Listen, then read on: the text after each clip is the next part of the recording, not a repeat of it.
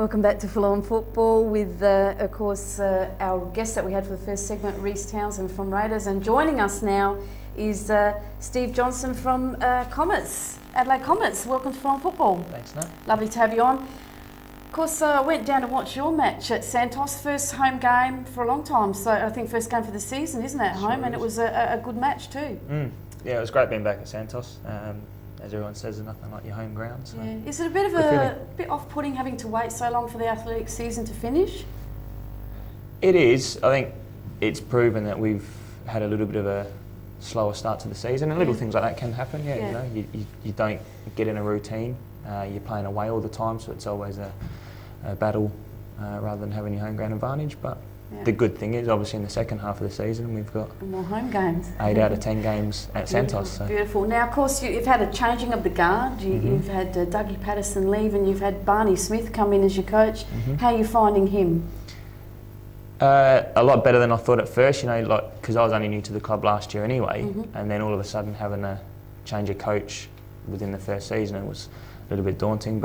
And not knowing Barney personally, I wasn't sure, and getting on a bit in age and that kind of thing, not knowing whether I was going to be in his plans. But look, to his credit, Barney knows the game well, knows how he wants to play the game, can communicate and get on with the players, and it's been a good experience. You know, and I'm still always learning the game, and he's certainly shown us a couple of things that has helped us.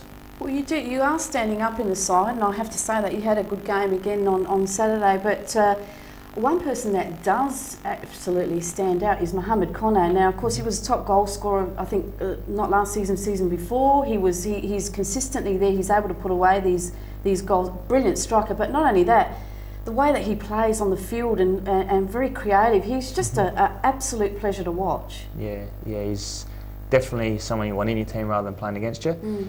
He probably hasn't had the start to the season he would have liked to.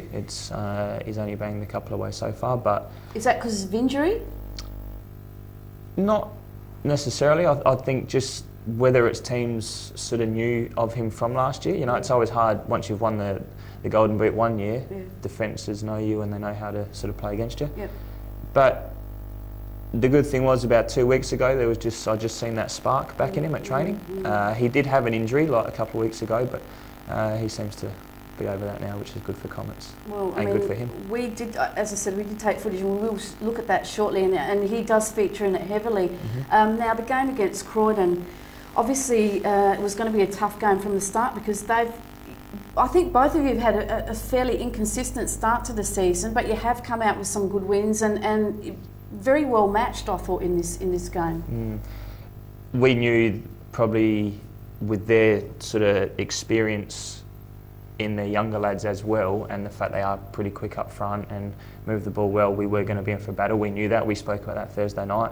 We just really sort of spoke before the game on holding our shape, trying to retain the ball and just really defending the goal. You know, we knew they were always going to be an attacking team, and Croydon, on their day, Croydon could really tear you apart if everything clicks. Luckily for us, Saturday night, it didn't, and we did what we had to do. They may have had a little bit more possession, whatever, but you know, sometimes that doesn't always win you a game. No, it was ineffective at times, and we will see that later on. But before we continue on, let's have a look at the results from the Premier League for round 9 and see how everyone fared.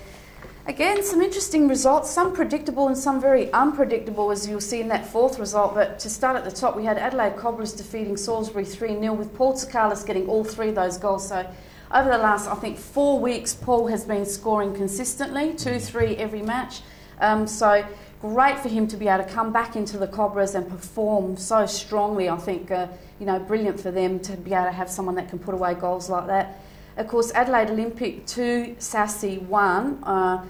I predicted that was going to be a draw, but Olympic getting over the top of Sassy. Nichols and Orlando scoring for Olympic, and Chris Pepe scoring for Sassy.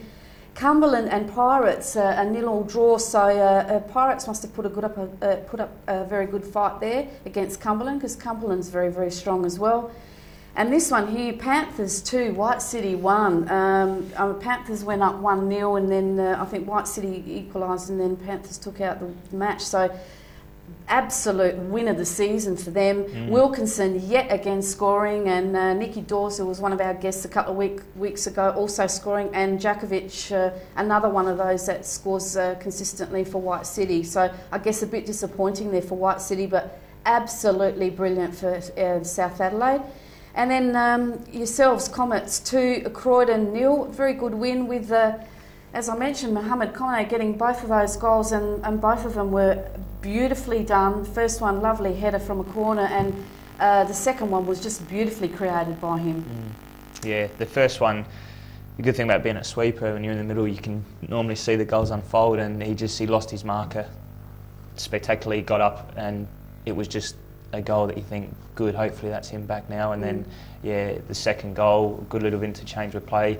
I think Evan knocked the ball over the defence, and Mohead made a great run through the middle and just with the outside of his foot put it past the keeper. And yeah, like a finish that, you know, strikers like to finish, because just I think the joy on his face as well when he runs away and celebrates, you can just see, you know, Mo's back. He does, and filming that second goal, you could just see it all coming, unfolding, and I want everyone to really have a look at where Mohamed puts himself and how he wins that ball and then leads for his players to be able to give that ball to him to be able to score. So let's have a look at that footage if we could, and I'll get